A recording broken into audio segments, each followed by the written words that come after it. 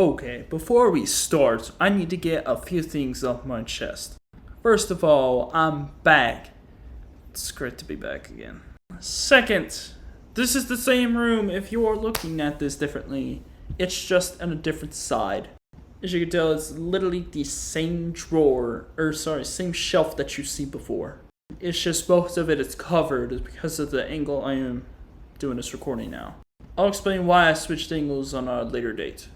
Third, this NBA Finals is looking nice, man. 2 games for each team, and we're going back to OKC Game 5 tonight. You guys know the Jazz are our first team, and yeah, they sucked. My second team was the OKC Thunder. It's always been that way. So for those of y'all saying I'm a bandwagon, you don't know ball, because I've been a pretty good fan of the Thunder since Russ, KD were there. Then there was the whole thing with PG-13, Melo, then the rebuild.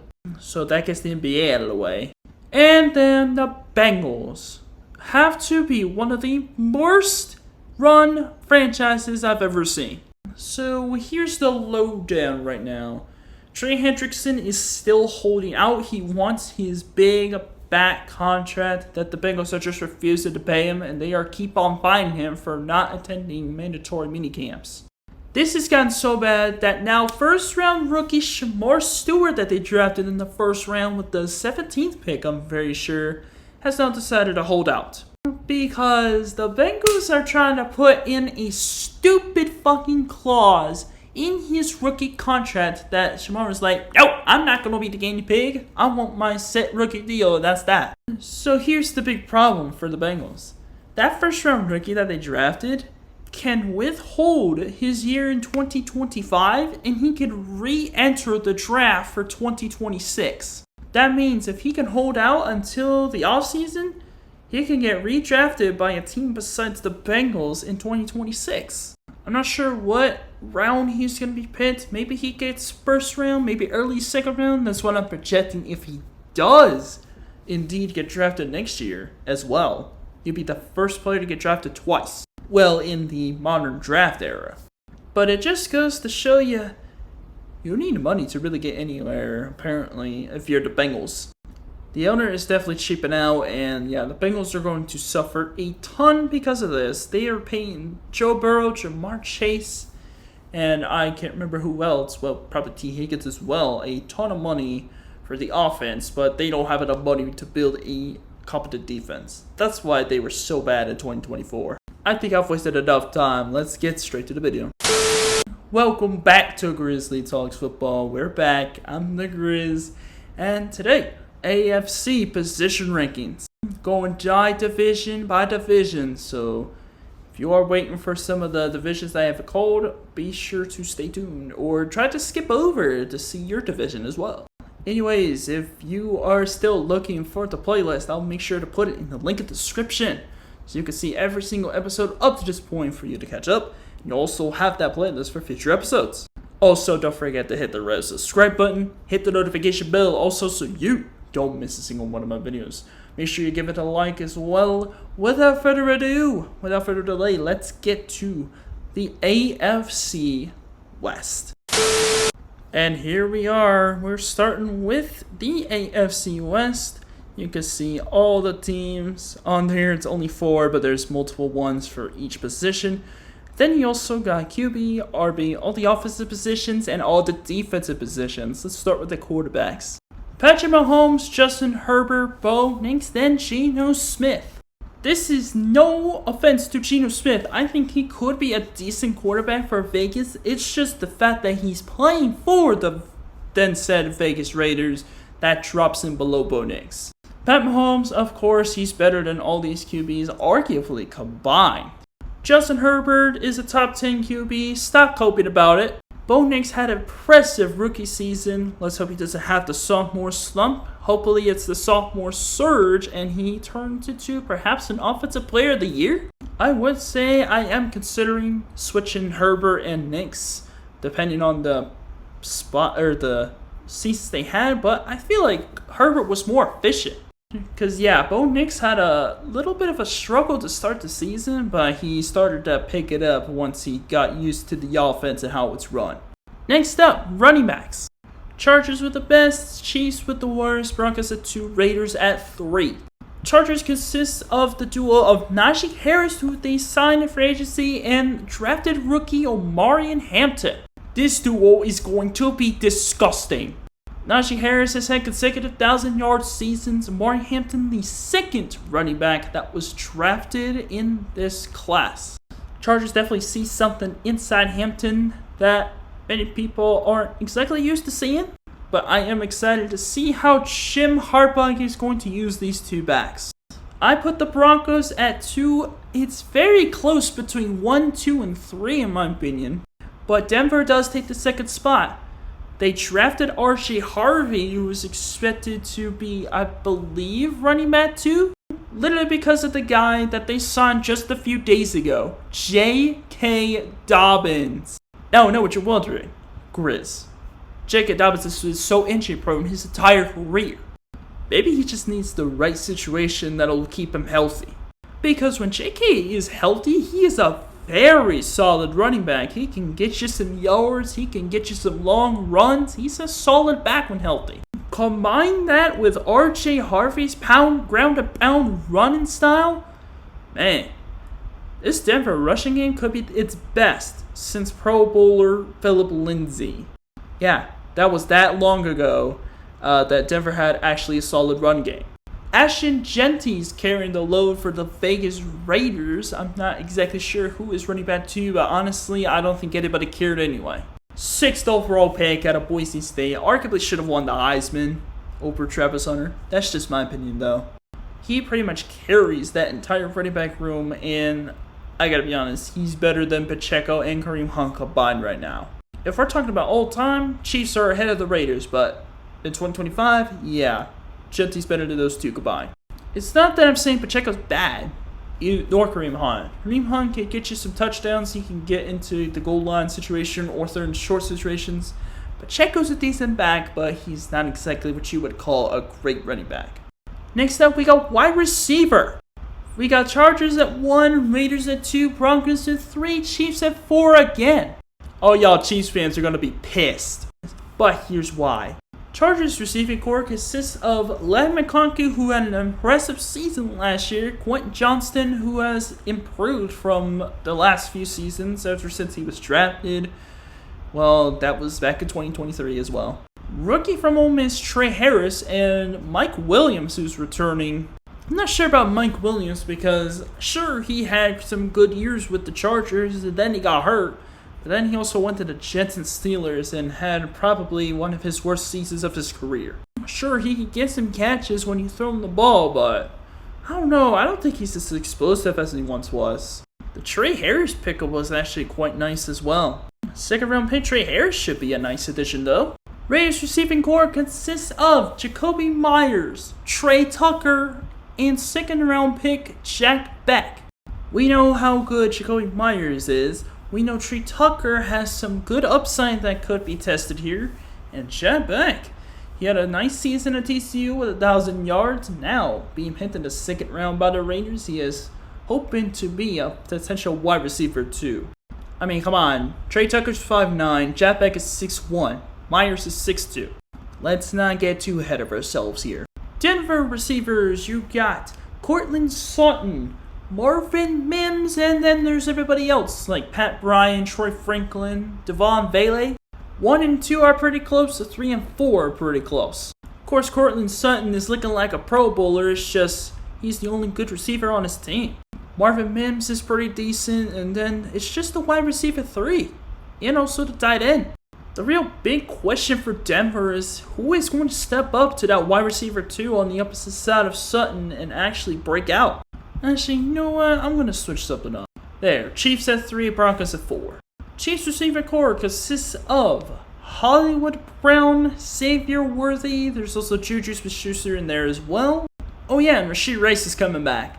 They also got rookie from Utah State, Jalen Royals, who could be a pretty significant addition to that wide receiver core. Rashee Rice did not have a chance because of his quarterback injuring him. I think he could have put up 1,000 yards in 2024 if he didn't get hurt. He had 2 out of the 3 games where he put up 100 receiving yards. I think he only had like 2 touchdowns. Once against Cincinnati, once against my team, the Falcons. Worthy was okay. I feel like he's just more speed than anything else. He was more of kind of a Tyreek Hill, except with less of a catchability and a route running. Sure, he had his best game in his career up to that point of that season in the Super Bowl when the Chiefs lost badly to the Eagles, but still, one game does not determine how a player is going to be, and I feel like Xavier Worthy is very close to being a bust right away. Then Hollywood Brown, he just gets hurt too constantly. Next up, we got tight ends. Travis Kelce, Brock Bowers, Evan Engram, and I believe Will Dissly at tight end for the Chargers. Of course, Travis Kelce is the top 5 tight end in the league right now. Same with Brock Bowers. Like, these two are very close to each other at the moment. Brock Bowers has only played 1 year. Spectacular rookie season. I think he broke the rookie reception record and, receiving touchdown record, I think? Oh, no, he just broke the rookie reception record for tight ends. He may have broken it for receiving at all, like as a whole. But still, man, he had an impressive rookie season. Let's hope he does just as good, maybe better, in this upcoming season. I know Travis Kelce had a down year, but he's still one of the best tight ends in the game. Then you got Denver, who has Evan Engram. Finally got a at least decent tight end for like the past, almost decade now. Ever since Virgil Green and Julius Thomas, they just have not had a good tight end until now. If they didn't get Evan Engram, their best tight end would have been Adam Troutman. And then you got the Chargers. I'm not saying their tight ends are terrible, but comparing them to the rest of the division, yeah, you can see why I put them in last for tight ends. They could not find a good Hunter Henry replacement at all. Next up is the offensive line. It's pretty much the Chargers and then everybody else. I think 2, 3, and 4 are very interchangeable right now. Well, maybe not 2. But, man, did you see the Chargers offensive line? You got Joe Alt, Rashawn Slater, Mekhi Becton. Man, those 3 altogether, man, are better than pretty much every single offensive line combined of the other 3 teams. Most of their offensive line are young, but they are very talented as well. For the Raiders, they do have a good standout for Colton Miller. Then you also got Alex Kappa and Dylan Parham, Jason Powers-Johnson. Not sure about everybody else. For Denver, they got Quinn Miners, Garrett Bowles, Mike McGlinchey, and that's pretty much it. And then the Chiefs, did you see how the offensive line did in the Super Bowl? I mean, that was terrible. And on top of that, they lost Joe Thuney to free agency. I mean, they do still have Creed Humphrey at the center spot, who's one of the best centers of the game, but other than him, yikes. I guess Trace Smith's okay, but everybody else, yeah, not it at all. Next, interior D lineman. Obviously, we got Chris Jones, then there's DJ Jones, then Tier Tart, and Christian Wilkins / Adam Butler. I don't know about that. We all know how great Chris Jones was. DJ Jones, he's very underrated, but he's actually a pretty solid contributor on the defensive line. Tier Tart, he was pretty okay. But I mean, Adam Butler actually was not terrible. 5 sacks, but Christian Wilkins, of course, only had 2 sacks and he was also injured. Defensive line, they're just so injury prone, and it weren't what you would call great defensive linemen. And now we go to the edge.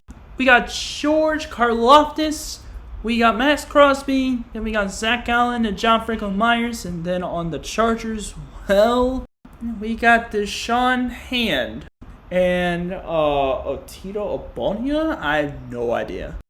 Karlaftis is a very young defensive lineman, and he is absolutely impressive. Yeah, okay, Raiders, you wanted first place? There you go. Max Crosby, one of the best pass rushers in the game. Then you got John Franklin Myers and Zach Allen, very solid contributors on the defensive line as well. And they can also get to the quarterback, which is a very important thing. We needed a lot of that. And the Chargers, well, since Joey Bosa left, what else is there to say? Next, we got linebackers. Chiefs at 1, Broncos at 2, Chargers at 3, Raiders at 4. Chiefs linebacker core consists of Drew Tranquil, Nick Bolton, and Leo Chenal. 3 impressive linebackers. They also mentioned they are young linebackers also, as in they're not even 30 yet. Tranquil's 29, Bolton's 25, and Chenal's 24. They're still putting up very solid numbers, which is impressive in its own right. For the Broncos, you got Bonito, Singleton, and also Drake Greenlaw they picked up at free agency. If Drake Greenlaw could turn to the player he was before that Achilles tear, I can say that he can actually help that linebacker core a ton. For the Chargers, Khalil Mack, Tuli Pelotu. You also got Diane Henley, who's a beast.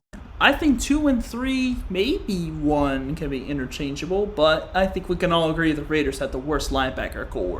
Without Robert Spillane, this linebacker core, I gotta be honest, it's going down in the dumpster. Next up, we got cornerbacks.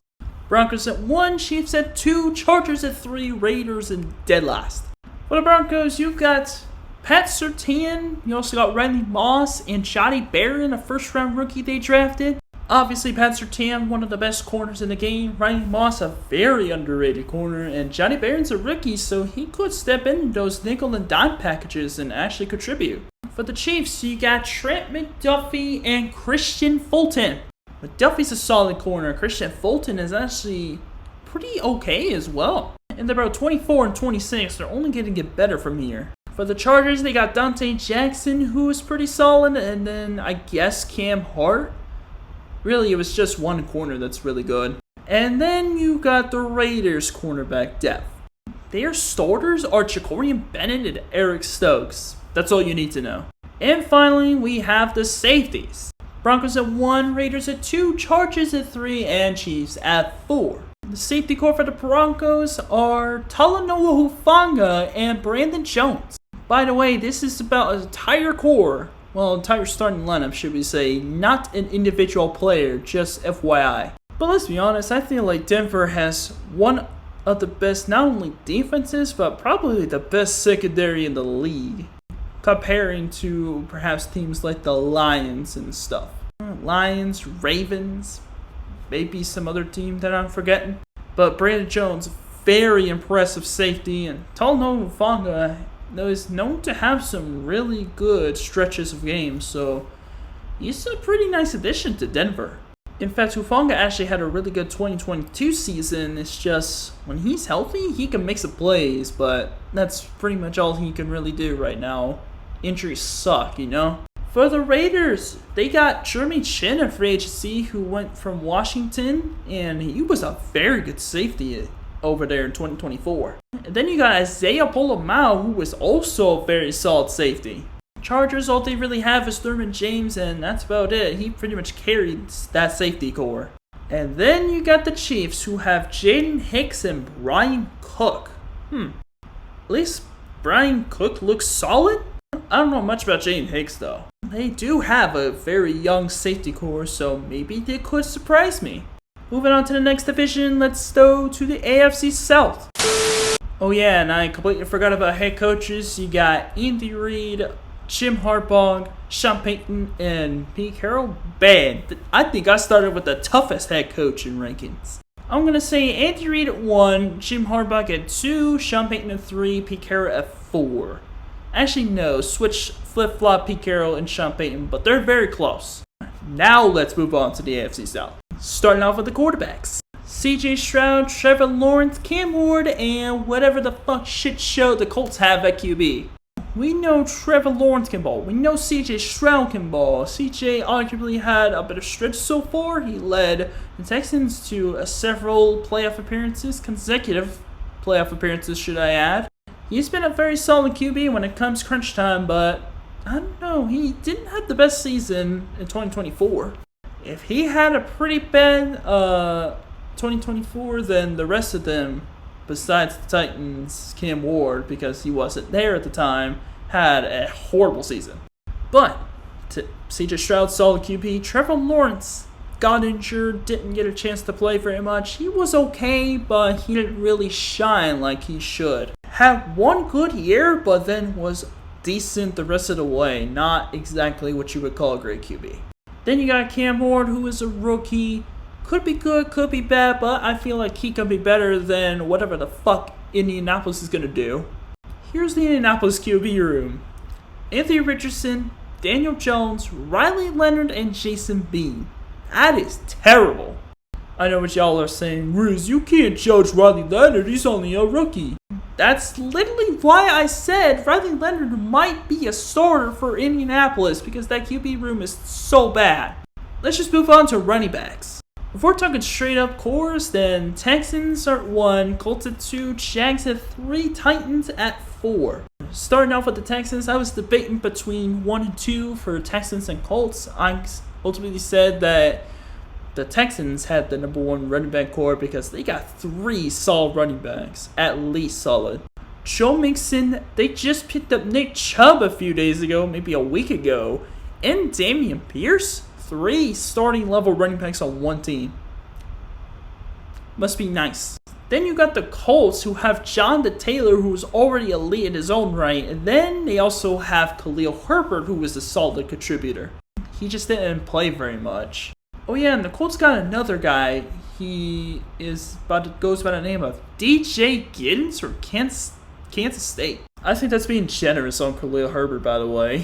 Then you got the Jags. Tank Bigsby had a very impressive year. Travis Etienne, people forget he had several 1,000-yard seasons and then he got hurt and was not the same since. But Travis Etienne can be a very good contributor as well at the running back position. And then you got the Titans with Tyjae Spears from Tulane and Tony Pollard. Pollard had a 1,000-yard season. Tyjae Spears, people are still hesitant on him. They're hoping that maybe he can make a big push and be able to step in as the RB2. Up next, you get the wide receiver core. I say wide receivers, Texans at 1, Jags at 2, Colts at 3, Titans at 4. For the Texans, you got Nico Collins, who has been a very impressive season for a couple years straight now. You got Tank Dell, who has shown some big flashes, but keeps getting hurt. They also traded for Christian Kirk, who had a solid season with Jacksonville before, he got traded. Then you also got the Iowa State receivers in Jalen Noel and I believe Xavier Hutchinson. Oh yeah, and Jaden Higgins as well. This should be a fun receiving core to watch. For the Jags, they got Brian Thomas, Travis Hunter, who plays both ways, by the way. And they also got a pretty solid pickup from Washington by the name of De'Ami Brown. He obviously didn't get very many chances to prove himself because of guys like, Terry McLaurin and Olamide Zaccheaus, and also the tight end position that consisted of Zach Ertz. And there's also Noah Brown out there as well. Or, Noah Brown's not there anymore, is he? Oh, that was back in 2024, so Noah Brown was still there. Then you got the Colts, who have Michael Pittman, Alec Pearson, Josh Downs as their trio. Pittman's very solid. Pierce can go deep for the deep ball. Josh Downs is a very solid receiver also. And then you got the Titans, who have Calvin Ridley, now Tyler Lockett out of free agency, and Treylon Burks. Tennessee, you traded for Treylon Burks to get rid of A.J. Brown, one of the best receivers in the league. Really? Huge flop. Now we go to tight ends. Tight ends are Dalton Schultz, Tyler Warren, Shake Okonkwo, and Brent Strange. Brent Strange, also known as the guy that I predicted to have a Pro Bowl season with the Jags. Dalton Schultz has bounced from the Cowboys to the Texans, and I gotta be honest, he's been one of the most solid tight ends we have seen here. He has a lot of great plays in his arsenal. For being a tight end is pretty impressive. Then you got Tyler Warren, who's a rookie out of Penn State. I am projecting him to have a pretty impressive season for Indianapolis. And it really just comes down to who the QB is. If he had a great QB like CJ Stroud there, he would be number 1. But you also got to consider who the fuck is throwing him the ball. Then for the Titans, Shake Okonkwo, he's a very solid receiver as well. Solid receiving tight end as well. Also depends on whether Cam Ward's going to do good or not. Then you got Brent Strange, who is then last. But I am having some interest in seeing if he is going to produced into a very unlikely target for Trevor Lawrence, as far as the unintimidating but also very dangerous tight end target. Next up is the offensive line. I just realized I did not have enough logos to be able to fill out this entire list. L to whoever made this tier list. Anyways, I have Indianapolis at 1, Texans at 2, Jags at 3, Titans at 4. I'm just playing. Titans are at 2, Texans at 3, Jags are at 4. On paper, the Colts should have the best offensive line of the AFC South, but they did not play too well as of recently. Guys like Braden Smith and Quentin Nelson are supposed to carry the load, but I don't know what the fuck happened. But they should be a very solid unit this year. As for the Titans, you got Peter Skoronski, Kevin Zeitler, J.C. Latham, who they drafted last year, I believe, maybe 2 years ago. They also have a solid offensive line, but it really came down to the QB last year. For Houston, losing Laramie Tunsil was a pretty bad loss. You also got Laken Tomlinson there also, but I think we can all agree that Jags had the worst offensive line. Tell me one person who can name everybody on the Jazz offensive line. You can't. I mean, like, off the top of your head, without looking it up. Next up, we got defensive line. And this is every position on the defensive line according to this tier list, not individual positions, like interior and edge defenders. I'll be honest, these guys are very close to each other, but I got Jags at 1, Texans at 2, Colts at 3, Titans at 4. For Jacksonville, they got Josh Hines-Allen, Trayvon Walker on the edges. You know, Trayvon Walker had 10.5 sacks. He was a demon. Josh Hines-Allen is always great. Eric Armstead and Devondre Hamilton on the defensive tackles. That is probably one of the best defensive line units we've seen in quite a while for Jacksonville. For the Texans, you got Will Anderson, Danielle Hunter, Danico Autry, and then everyone else. I guess you could say Tim Settle and Foley Fotokasi. Settle had 5 sacks last year. Not sure who Foley Fotokasi is, because, haven't heard of him. He's from UConn, so somebody please help me out. For the Colts, you have Kwity Paye, Grover Stewart, DeForest Buckner, and Laiatu Latu. That's 4 solid contributors there as well. I just feel like Will Anderson, Danico Autry, and Danielle Hunter carry that entire defensive core better than the Colts and Titans defensive line units. Then you got the Titans, who have Jeff Simmons, Sebastian Joseph-Day, and T'Vondre Sweat. I would personally advocate for every single one of these defensive lines. This could be the best conference when it comes to the defensive line. Next up, we got the linebackers. We got Texans at 1, Titans at 2, Colts at 3, Jacksonville at number 4. This is the linebacker core of the Texans. Henry 2020, Aziza Shair, and E.J. Speed they got for the Colts. Aziza Shair, I know he's a very solid linebacker. I think he's actually pretty good. E.J. Speed, I know was good. Henry 2020 is also a very solid linebacker core. That's a really good core for Houston as far as the linebackers. Titans linebackers aren't no slouch either. Draymond Jones for the Seahawks, Cody Barton for the Broncos, Otis Reese, that's the least I've heard from somebody, and Arden Key, who I know is good. Otis didn't really get much playing time so far into his career, but maybe he could turn into perhaps a very solid linebacker. Who knows? For the Colts, they did lose E.J. Speed, who went to Houston, but they still have Zaire Franklin, who's the beast. I just haven't heard much from Segun Alubi or Jalen Carleys. As far as Jacksonville, they don't have a bad linebacker core. I'm just ranking these on how good these linebacker cores are. As far as Jacksonville, they do have Foye Oluokun, who is actually a very solid linebacker. Devin Lloyd, he's a pretty solid one too. It's just Ventura Miller's the guy I'm a little bit most concerned with.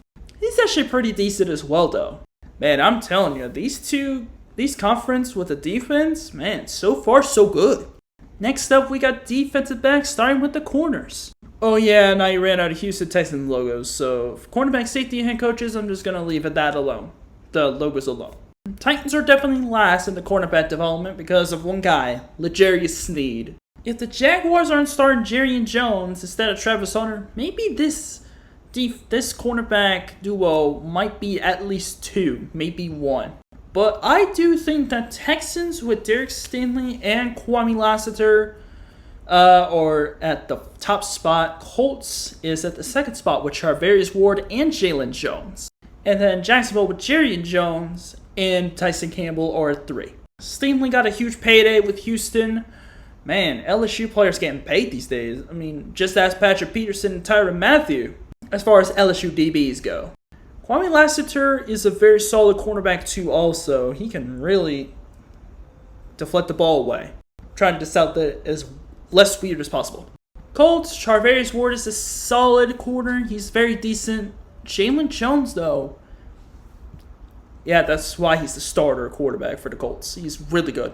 As far as Jacksonville, Tyson Campbell, he's solid. Jerry Jones, I don't know, man. Like, starting him over Travis Hunter sounds nuts, but I guess they didn't want Travis Hunter starting at 2 different spots. They don't even allow you to do that in Madden. Hey, EA Sports, how about improvement? Allow 2-way players in the NFL, like, allow you to create your own 2-way player. NCAA football sometimes does it. Why can't you?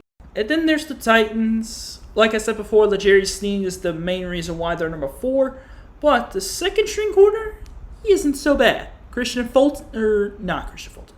Jarvis Brownlee, he's actually pretty good. Moving on, we got the safeties. Yo, what the hell? This A division is so good at defense. What the hell? I'm going to start by putting Jacksonville in last. Then the next 3, the top 3, that's going to be really tough. You got Texans with Kalen Bullock and C.J. Gardner-Johnson, who they picked up in free agency. For the Colts, you have Nick Cross, who had a really good season, and Cam Bynum, who also had a pretty solid season with Minnesota before he went to Indianapolis. And then the Titans had Amani Hooker and Xavier Woods, who both had solid seasons back in 2024. This is going to be so weird, like, as far as tough goes. Like, you can vouch for any one of those 3 safety duos to be number 1. I'm going to say Colts take the 1 spot for safety. Texans take 2, Titans take 3, and then, of course, Jacksonville takes 4. If you're wondering about Jacksonville, it's Eric Murray and Darnell Savage. They're both okay and decent, but not as good as the other duos. That's why. And finally, we have the head coaches. This is like the youngest head coaching division in the entire NFL. I gotta put D'Amico Ryans at 1. Oh, yeesh. We got a new coach in Liam Cohen for the Jags. We got Callahan for the Titans and Steichen for the Colts. This is going to be tough, but I think Callahan's going to be at 2, Cohen's going to be at 3, Steichen at 4. D'Amico Ryans at 1 is a no-brainer. He led the Texans to back-to-back NFC South titles, and he actually helped C.J. Stroud become a really good player. He also has Will Anderson who's wreaking havoc. Callahan didn't have the greatest freshman season as a head coach. Hopefully his second year goes better. As far as Liam Cohen goes, he's a first-year head coach for Jacksonville. He was the offensive coordinator for Tampa Bay and Baker Mayfield, so maybe he can unlock Trevor Lawrence's true potential. And then, of course, Shane Steichen, who, here's the thing, I don't respect him because he is a guy who would vouch for Anthony Richardson to start over Daniel Jones, despite Daniel Jones actually having a better career than Anthony Richardson has. And they were both on bad teams with elite running backs. Except the Colts had a better offensive line and a better receiving core. The Giants didn't have shit. I think Shane Steichen's job is more in danger than Brian Callahan because, Brian Callahan wasn't really given a shot. Now he is, with now number 1 overall pick Cam Ward starting for him. That's it for the AFC South. Let's move on to the AFC North. Let's start how we always do with the QB. Joe Burrow at 1, Lamar Jackson at 2, Aaron Rodgers now at 3, and whoever's starting for the Browns. Is it Kenny Pickett right now? That could be subject to change. I think if you put any QB on the Browns against Aaron Rodgers, I feel like Aaron Rodgers is going to win that battle. Can't believe it. 5 different QBs for the Browns, and they still won't be able to even beat Aaron Rodgers. 1 and 2 are definitely interchangeable. People will vouch for Lamar Jackson because he has 2 MVPs, and people will also vouch for Joe Burrow because he is overall a better passer. And I say, I'm a little mixed between the two because I feel like it's 1A and 1B for me for Joe Burrow and Lamar Jackson. Like, those two are neck and neck. Unlike Aaron Rodgers and, I guess, Kenny Pickett. No disrespect to Kenny Pickett, but him against Aaron Rodgers? Come on.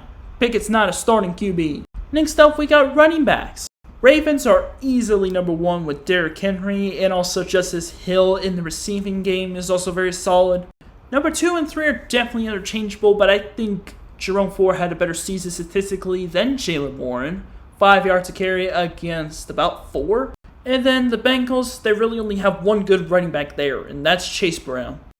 Reason why I'm putting the Browns over Pittsburgh is because of the starter, because they both have rookies behind them. Steelers have Caleb Johnson, who I feel like could go off for 1,000 yards. And then, of course, for the Browns, Quinshon Judkins and Dylan Sampson. You could take your pick on who's going to be RB2. But Ravens have probably the best running back in the game, not named Saquon Barkley. If this was based on single running backs, I would put Chase Brown at like number 2 or 3. But this is about the running back core. And the Bengals, other than Chase Brown, have no good running backs. Up next, wide receiver core. Browns are 100% last. The only guy that really have that's really any good is Jerry Jeudy. As far as the other 3, Bengals will be number 1 with Jamar Chase, T. Higgins balling out, along with Andre Iosivas? I don't know how to say his last name. Then you got the Ravens with Zay Flowers and Rashad Bateman. And then you got the Steelers with DK Metcalf and Calvin Austin because, well, George Pickett's left. Oh wait, their wide receiver 2 is Robert Woods. Yeah, Ravens definitely number 2. Bengals at 1 is a no-brainer. I mean, one of the best receivers in the game, easily at least top 2. Then you got one of the best wide receiver 2s in the game with T. Higgins. And then for the Ravens, you got Zay Flowers, who was balling out this year. Rashad Bateman was getting some touches finally after having an injury. He has a lot of upside. He just got an extension as well.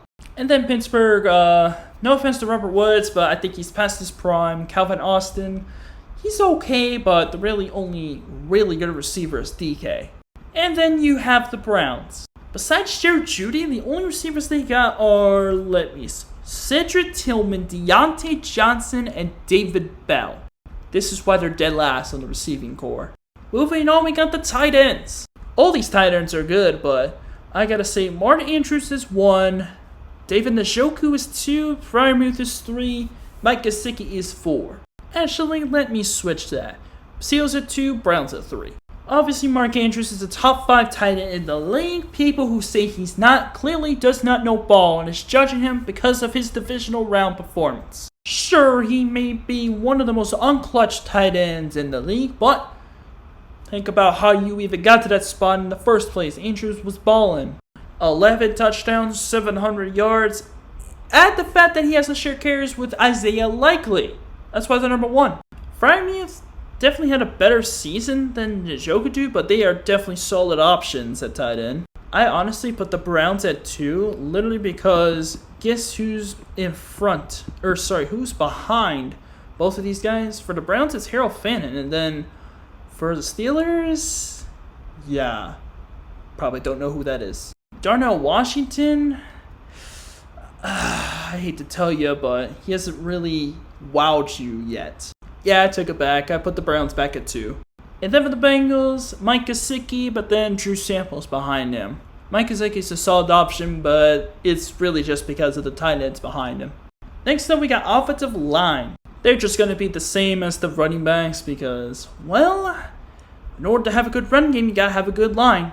Ravens have Ronnie Stanley, Tyler Linderbaum, and Daniel Falele. And yeah, that was some pretty good names on the O-line for the Baltimore Ravens that helped Derrick Henry get almost 2,000 yards. Browns are no slouch at the offensive line either. They got White Teller, who made a Pro Bowl. Jack Conklin's actually a pretty good option. And also Joel Bitonio. Literally Ethan Postage, who's actually not terrible. For the Steelers, they got Troy Fautanu, Patrick Jones, and Isaac Sumalo. Some good options there as well. And for the Bengals, well, yeah, besides Orlando Brown, no real good O-line. I guess Cody Ford's okay, but Maurice Mims also gets injured, so there's that. Coming up next, we got the defensive line. let's be honest, you can vouch for any of these defensive lines to be number one. But I personally had the Browns at number one, especially with guys like Myles Garrett and Mason Graham, who they drafted with the 5th pick after trading the number 2 pick to the Jacksonville Jaguars, who gave up a pretty big haul for Travis Hunter. Then we got the Steelers, who have Derek Harmon and Cam Hayward. I know Cam Hayward's aging. Derek Harmon is looking like a little pass-the-torch guy from Cam Hayward to the rookie. Bengals are carried by Trey Hendrickson because everybody else is not exactly great. And Ravens have Nnamdi Madubuike, but since Michael Pierce retired, the defensive line has definitely regressed. I will say though, BJ Hill's decent, but he got hurt. Oh yeah, and the Browns also got Malik Collins at D-tackle, so he should be decent. And Isaiah McGuire, he has shown some flashes. Don't sleep on him. Next up, we got the linebacker core. We got Steelers at 1, Ravens at 2, Bengals at 4, Browns at 3. Of course, with Pittsburgh, you got Highsmith and TJ Watt leading the pack. Both are very good linebackers. Oh yeah, don't forget Patrick Queen. He's really good also. But yeah, there was also a guy by the name of Peyton Wilson who was actually looking pretty solid. As for the Ravens, they could arguably be at 1 because they got guys like Roquan Smith, Odafe Owe, and Kyle Van Noy. The Browns, they picked up Carson Schweisinger from UCLA, I believe, in the 2nd round. They also got Jordan Hicks, who's a solid linebacker. And then for the Bengals, they lost Jermaine Pratt. You do have Logan Wilson, who's a solid option. You also got Oren Burks, who came from a Super Bowl champion Eagles. And then we saw a linebacker that shows some promise for Cincinnati. Oh, excuse me. He's a rookie. His name is Demetrius Knight from South Carolina. He should be pretty nice. It's just the Bengals do not have a great defense. Like, at all. Which brings me to the quarterbacks. I'm going to say Steelers, Browns, Ravens, Bengals in that order. Steelers picked up Darius Slay in free agency. That helps out the cornerback depth, along with Joey Porter, who was actually pretty decent. Browns, of course, with Denzel Ward. Not sure how Martin Emerson's going to do next year, but he looks pretty nice. I should have probably put him at number 1. Ravens, they got Nate Wiggins, who's a star, and then they got cornerback 2, who I gotta be honest, I don't know what he's capable of. Then, of course, the Bengals. Cam Taylor-Britt's nice, but DJ Turner? Hell no. Next up, we got the safeties. Steelers at 1, Ravens at 2, Bengals at 3, surprisingly, and Browns at 4. Let's start with Pittsburgh. They obviously got Sean Elliott and Minka Fitzpatrick, who are very, very good safeties. That's why they're 1 right now. Ravens at 2, I would put them at 1 if I knew what Malachi Starks is capable of right now. But I don't because he's a rookie right now, along with Kyle Hamilton, who is elite. For the Bengals, they do have Geno Stone. They do have Jordan Battle. I think Jordan Battle kind of is the outlier here, but Geno Stone is very underrated. And then we had the Browns. Yeah, I can't get any worse than that. Grant Hickman and Grant Delpit. I mean, Hickman isn't terrible, but Delpit, I mean, he's pretty solid, though. But I don't know, man. Probably should have put Bengals at last. Yeah, I'll probably just change that. Finally, we got the head coaches.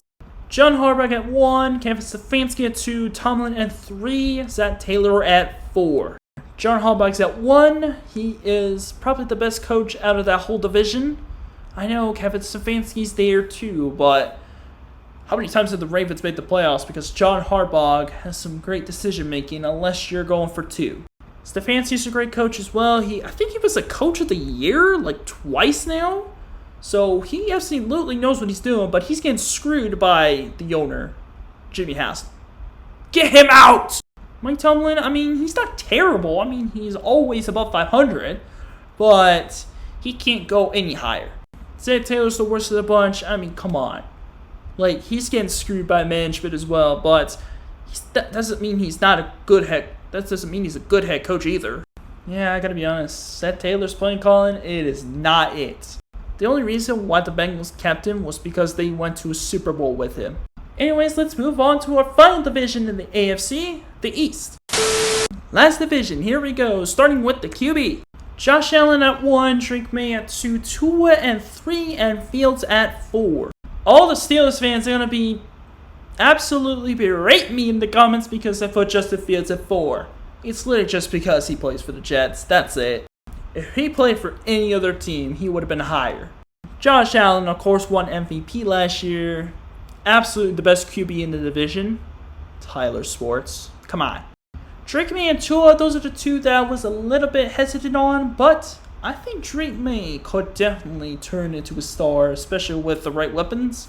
Fortunately, receiving core isn't exactly great. At least he has a good offensive line now. Tua just needs to stop getting hurt, because otherwise I would have probably put him at 2. And like I said before, it's basically just Justin Fields plays for the Jets. Any QB that goes to the Jets pretty much sucks there. Next up, the running backs. Dear God. Here we go. This is going to be tough. I'm going to say Achane at 1, James Cook at 2, Breece Hall at 3, Stevenson at 4, but these are really good running backs. Let me tell you something. Jalen Wright is a really good running back too, but Devon Achane, who dear? That guy is a running back 1 all day. James Cook as well. Breece Hall, I know he had a down year, but he's still a very solid running back. And then Ramondre Stevenson, he's good too. It's just, compared to the others, he's probably the worst of them. Next up, we got wide receivers. Dear goodness. This is tough as well, but for the wrong reasons. These receiving cores are so bad. The Patriots are the team that has the best receiving core of them all. Stephon Diggs, I know, he's a cancer. Disregard him. But then, they also got the Mario Douglas and Kyle Williams, a rookie they drafted, I believe, in the 3rd round out of Washington State, who looks solid. Then you got the Bills, who have Keon Coleman, who looks solid. Khalil Shakir, actually, was the best one of the bunch. That's not saying much, though. Then you got the Jets and Dolphins, Garrett Wilson and Jalen Waddle. I'm not sure about Tyreek Hill. If he is staying, I will put him in 3, but if he's not, probably number 4, because probably never heard of people below Jalen Waddle, except for perhaps Nick Westbrook-Ikine. Jets do have Allen Lazard. They also have Josh Reynolds along with Garrett Wilson. Next up, we got tight ends. I'll say Dawson Knox and Dalton Kincaid at 1, John Smith at 2, Hunter Henry at 3, and the Jets at 4. Guess who the starting tight end is? Mason Taylor, rookie tight end out of LSU. I'm only putting the Jets at 4 just to be safe because I have no idea how he's going to do with the Jets. Probably going to be just your normal tight end, be a safety valve, but on a losing culture team. Bills absolutely had the best tight end core with both Dawson Knox and Dalton Kincaid being starting level tight ends. Then you got the Dolphins with Jonnu Smith, who had a better season than Knox and Kincaid combined. And then you also got Hunter Henry, who's also a very solid tight end also. Next up, offensive line. Dear God, these offensive lines, I'm going to be honest, they do have some bright spots, but overall they're pretty fucking garbage. I got the Jets at 1, Bills at 2, Pats at 3, and Dolphins at number 4. Jets do have Olaf Fashanu, and they also drafted Armand Membu in just this past draft. Sure hope they do well, especially with the Jets, how well the Jets have done, which is not well at all as of late in an offensive line. They've been getting hurt so much. As far as the Bills, come on.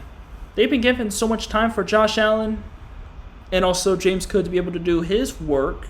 So Bills got to be in the top 2, arguably number 1, because I probably should have put him over the Jets. Patriots, besides Will Campbell, not exactly a great offensive line, but they did improve in a certain area I will tell about later. But besides Savannah or somebody like that Dolphins picked in the 2nd round, the rest of the offensive line for Dolphins, I won't comment, they're just that bad. Next up, we got the defensive line. I'm going to say Bills at 1, Greg Rousseau, and the addition of Joey Bosa alongside Ed Oliver, which, oh boy, if Joey Bosa turns into his prime again, this Bills defensive line might be unstoppable. Then I got Dolphins at 2 with Kenneth Grant and Zach Sealer. Then you got the Jets with Will McDonald. And then you got the Patriots with Milton Williams as an addition. But let's be honest, they got defensive tackles playing defensive end. It's not going to be pretty. Oh yeah, the Jets also have Will McDonald and Quinnen Williams. And they also added Darren Noddy in the free agency, which is very interesting. But I'm excited to see how he's going to do with the Jets. But I got to take the Dolphins at 2 right now. Next up, we got the linebackers. Oh yeah, don't forget Jermaine Johnson. He was actually pretty okay. I have no idea. But anyways, let's move on to linebackers now. We're back on the good side with the tough choices here. Oh, dude, these are such good linebacker cores. I don't know who to pick. You could let me argue for any of these to be number one, but I'm going to say Patriots take the number one spot for linebackers, then Buffalo, then Miami, then New York.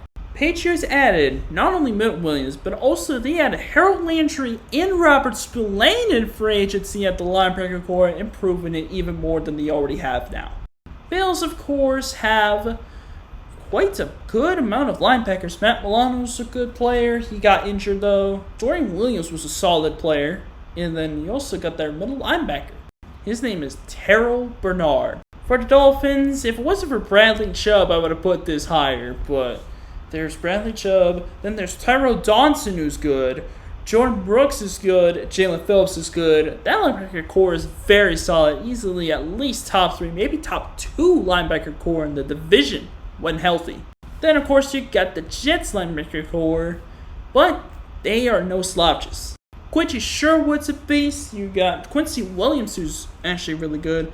Jamin Davis, I mean, he didn't really get much of a chance last year. So I'm really hoping to see what he can do, especially with the same linebacker core as the other 2 that I just mentioned. Up next, cornerbacks. These quarterback cores are good as well. I'm going to say Bills are going to be 1 with Maxwell Hairston and Christian Benford. Benford had a really good season as a corner. Maxwell Hairston is a rookie who was actually expected to be the best corner, not named Travis Hunter. Then we got the Patriots with Carlton Davis that they picked up for free agency, who was actually had a solid season last year, and Christian Gonzalez, who's a good corner as well. Then you got the Jets with Sauce Gardner, also a top 5 corner in the league. You also got Brandon Stephens, who on the Ravens was actually pretty solid. Then the Dolphins, you got Storm Duck and Jalen Ramsey. Jalen Ramsey is looking for trade rumors, and Storm Duck, I've heard much of him, but with a name like that, I hope he does well. Last 2, we got safeties up next. Bills at 1, Dolphins at 2, Pats at 3, Jets at 4. Bills, of course, have DeMar Hamlin, who had a good season after actually dying on the field. Then you got Taylor Rapp on the other side, which is actually a very solid duo. For the Dolphins, despite losing Javon Holland, they don't have that bad of a safety duo. Oh, wait, I screwed this up. Dolphins and Patriots moved down 1, then the Jets are 2. Ashton Davis looks solid for Miami. I'm not sure about the guy on the other side. I won't say his name because I'm going to butcher it. But then the Jets have Tony Adams, who's solid, and also Andre Sisco, who is also a solid safety. Then you got the Patriots with Kyle Duggar, but then you also got Jabril Peppers. I'm not saying he's completely bad, but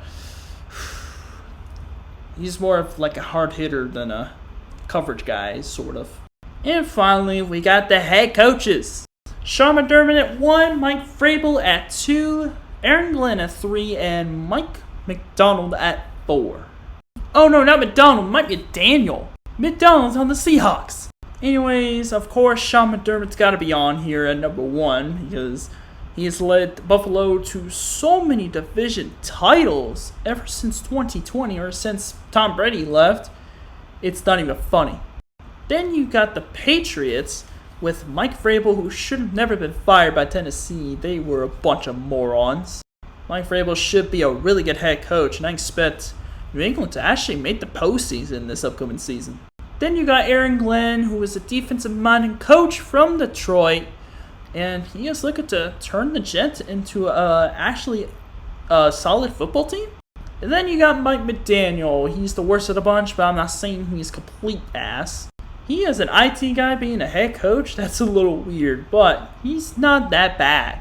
Just I don't believe he will be as good as any of the other coaches.